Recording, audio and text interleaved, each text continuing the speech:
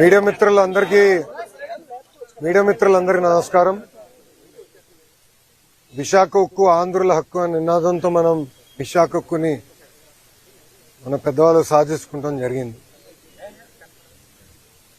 Media మిత్రులు తెలుసు, విశాఖపట్నం ప్రజలకు తెలుసు. ఆనాడు వాజ్పేయి గారు ప్రధానమంత్రిగా, చంద్రబాబు నాయుడు గారు ముఖ్యమంత్రిగా ఉన్నప్పుడు ఆనాడు కూడా విశాఖ ఉక్కు ఒక సంక్షోభంలోకి వెళ్తే మనం కాపాడుకుంటాం జరిగింది. అదే పరిస్థితి మళ్లీ వచ్చినప్పుడు కేంద్రంలో ఉన్న ప్రధానమంత్రి గారు, రాష్ట్రంలో గౌరవ ముఖ్యమంత్రి చంద్రబాబు నాయుడు గారు, అటుపక్కన కుమారస్వామి గారు, ఇటుపక్కన వర్మ గారు, నిర్మలా సీతారామన్ గారు అందరూ కలిసికట్టుగా కూర్చుని సుమారుగా 15,000 కోట్ల రూపాయలు ప్యాకేజ్ ఇచ్చి విశాఖ ఉక్కుని తిరిగి కాపాడుకుంటమే కాదు, తిరిగి ప్రొడక్షన్ ప్రారంభిస్తాం జరిగింది. ఇలాంటి పరిస్థితుల్లో నిన్న జరిగిన సంఘటన చాలా చాలా బాధాకరం. ఒక పక్కన మేమందరం కూడా మళ్ళీ పూర్వ వైభవం వస్తుంది విశాఖ ఉక్కుకి. ఎందుకంటే టెక్నాలజీ చాలా మంచిది. ఆ టైంలో కట్టిన 4 ప్లాంట్లో కానీ ఒకసారి చూస్తే one of the best technology ఉన్న ప్లాంట్ ఇది. అలాంటి పరిస్థితుల్లో ఎందుకు ఇది జరిగిందనే బాధ మా అందరు కలిగింది. నిన్న కరెక్ట్గా 4 గంటల 10 నిమిషాలకి ఇన్సిడెంట్ జరిగిన వెంటనే కలెక్టర్ గారు, సిపి గారికి ఇక్కడ వస్తాం జరిగింది.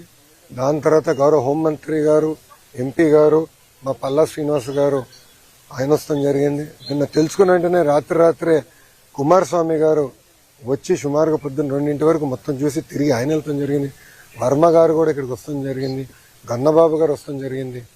ఎందుకంటే మా అందరు ఎన్డీఏ పైన ఉన్న బాధ్యత కేవలం కుటుంబాలని ఆదుకుంటాం కాదు, కార్మికులకి అండగా నిలబడాలి, కార్మికులకు భరోసా ఇవ్వాలనేది మా అందరి ఉద్దేశం. ఇప్పుడు 8 మంది చనిపోతాం జరిగింది, 6 హాస్పిటల్లో ఉన్నారు. దాంట్లో నిన్న కుమారస్వామి గారు కూడా వచ్చి అదనంగా 25 లక్షల రూపాయలు ఎక్స్గ్రేషియా ఆయన ప్రకటించారు. ఎప్పుడు లేని విధంగా కాంట్రాక్ట్ అయినా, ఫుల్ టైం ఎంప్లాయీస్ అయినా, వాళ్ళ ఇంట్లో పిల్లలు చదువుకున్న పిల్లలుంటే వాళ్ళకి పర్మనెంట్ ఉద్యోగం ఇస్తామని ఆయన హామీ ఇచ్చారు. వాళ్ళు నివసించాలనుకుంటే ప్లాంట్లోనే ఇల్లు ఉండేదాన్ని కూడా ఆయన ఇస్తా అన్నారు. ఇంతేకాకుండా పర్మనెంట్ ఎంప్లాయీస్కి చాలా స్పష్టంగా ఇంత రావాలనేది ఉంది నిబంధనలు. అది కూడా మేము రివ్యూ చేస్తున్నాం. దాంతోపాటు కాంట్రాక్ట్ ఎంప్లాయీస్ కూడా ఇంత ఇవ్వాలి, యాక్సిడెంట్ జరిగితే ఇంత ఇవ్వాలని చాలా స్పష్టంగా విశాఖ స్టీల్ ప్లాంట్ రూల్ బుక్లో ఉండడం జరిగింది. మేము ఇక్కడ వచ్చి కేవలం ఏదో చెక్ అందించి వెళ్ళేదానికి రాలేదు. ఆ కుటుంబాలకి శాశ్వతంగా అండగా నిలబడడానికి ఈరోజు ఎన్డీఏ ప్రభుత్వం అడిగేసింది. గతంలో ఎప్పుడు లేని విధంగా పర్మనెంట్ జాబ్ ఇస్తామని పెద్ద మనసుతో కుమారస్వామి గారు ఒక హామీ ఇచ్చారు. కేంద్రంలో ఉన్న సెక్రటరీ గారు ఇది ఎక్కడ లేదు కదా సార్ అంటే, అవసరమైతే నేను క్యాబినెట్ కూడా తీసుకెళ్తా, nothing to worry, I will get it done, నాది బాధ్యత. ఎందుకంటే ఆ కుటుంబాలకు మనం అండగా నిలబడాల్సిన సమయం ఇదని ఆయన చెప్తాం జరిగింది. సో ఎక్కడ జరగలేదు. ఇప్పుడే గురువు గారు చెప్పినట్లు పిల్లలు కూడా చదువుకునే. ఎందుకంటే పాప ఒక కార్మికుడికి 3 నెలల బాబు ఉన్నాడు. 3 నెలల బాబు అందరూ బాధ కలిగింది. ఒకరి దౌతే రేపు పుట్టినరోజు. సో వాళ్ళందరూ కూడా కుటుంబాలకు అండగా నిలబడాలి, బాధ్యత మా పైన ఉంది. సో నేను కుటుంబాలను కలిసినప్పుడు కూడా చెప్పాను, రూల్స్ ప్రకారం కొంతమందికి ఎక్కువ వస్తుంది, నాకు ఎలాంటి డౌట్ లేదు, ఎంత ఉన్నా అంత ఇవ్వాలి. ఆల్రెడీ సీఎండీ గారు స్పష్టంగా చెప్పారు. నిన్న కుమారస్వామి గారు ఇచ్చిన ఆదేశాల మేరకు ఈరోజు డేట్ మారే లోపల 25 లక్షల రూపాయలు ఫస్ట్ విడత కింద 8 మంది వాళ్ళ అకౌంట్లో డబ్బులు వేస్తూ జరుగుతుంది. ఇంతేకాదు దాని తర్వాత రావాల్సిన ఎక్స్గ్రేషియా, పిఎఫ్ అకౌంట్ నుంచి రావాల్సిన డబ్బులు, స్టీల్ ప్లాంట్ ఇవ్వాల్సిందంతా కూడా మేము మొత్తం క్యాలిక్యులేట్ చేసి ఆ కుటుంబాల అకౌంట్లో వేసే బాధ్యత ప్రభుత్వం తీసుకుంటుంది. అక్కడితో మేము ఆగం. మేము అందరూ వచ్చేటప్పుడు కారులో కూడా మాట్లాడుకున్నాం. వర్మ గారు నేను కూడా డిస్కస్ చేసాం. అంత్యక్రియలు అయిన తర్వాత, పెద్దకరమైన తర్వాత మళ్ళీ అమరావతిలో ఒకసారి కూర్చుందాం కుటుంబాలతో. ఇంకెలా చేద్దాం, ఏం చేస్తే బాగుంటుంది.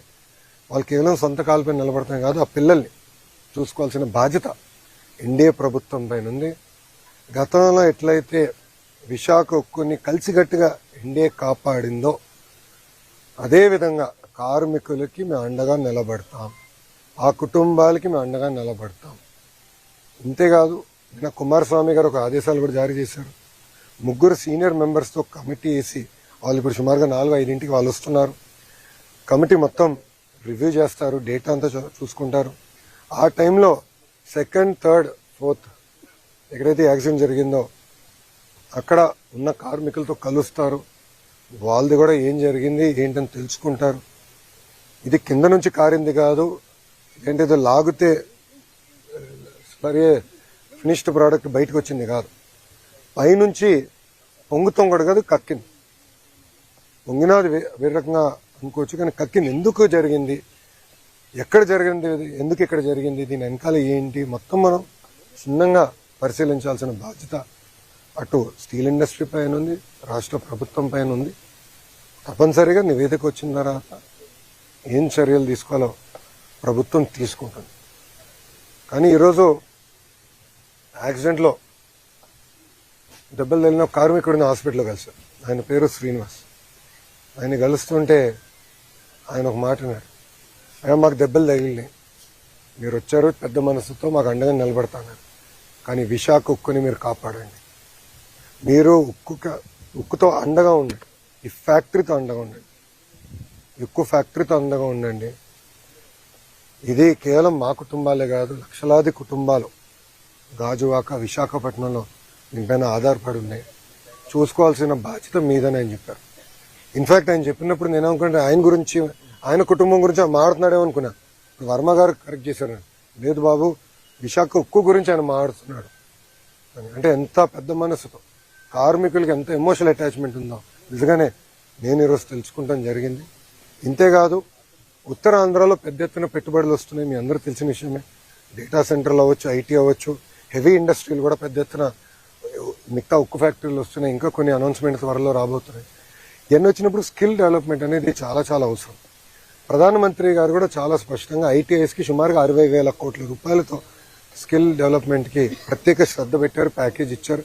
దాంట్లో భాగంగా ఫస్ట్ ప్రాజెక్ట్ మన పాయకరావుపేట అనిత గారి నియోజకవర్గంలో అటు ఆసిలర్ మిత్తలు, ఎందుకంటే వాళ్ళు కూడా ప్రైవేట్ సెక్టర్ కూడా కొంచెం డబ్బులు పెట్టండి, వాళ్ళు ముందరికి వచ్చి మేము పెడతామని చెప్పి పెద్ద ఎత్తున ట్రైనింగ్ కూడా చేయాల్సిన అవసరం ఉంది.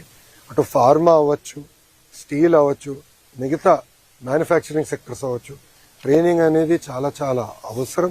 దాంట్లో ఎలాంటి సందేహం లేదు. ఒక విద్యాశాఖ మార్చులుగా నా పైన బాధ్యత ఉంది, ఎందుకంటే స్కిల్ డెవలప్మెంట్ నా కింద ఉంది.